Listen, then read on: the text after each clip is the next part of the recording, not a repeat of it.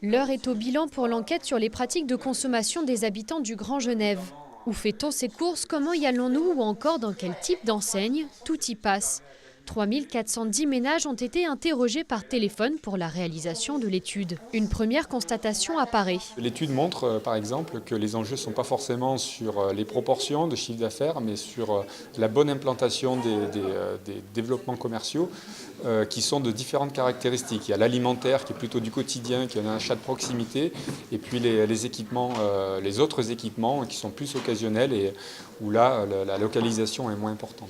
Un éclairage nécessaire, ces données de consommation n'existaient pas.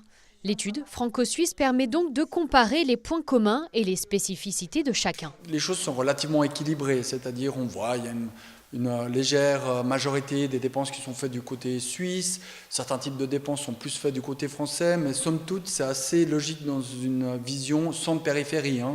On aurait fait cette étude à Lyon, à Marseille, ça aurait été un peu les mêmes types de résultats.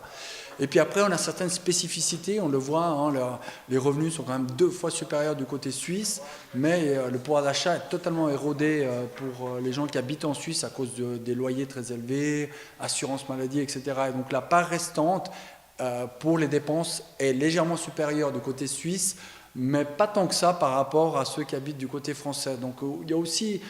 Cette étude permet finalement de sortir de certains préjugés. Sortir des préjugés, mais aussi déterminer des orientations communes. On estime que c'est normal que les gens consomment de part et d'autre de la frontière sur des enseignes, loisirs, bricolage, etc., assez classiquement prêt-à-porter, etc.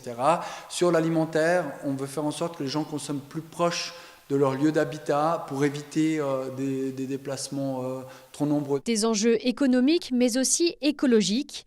Plus concrètement, l'enquête pourra déterminer si la construction d'un nouveau centre commercial et alimentaire au niveau de la frontière est nécessaire.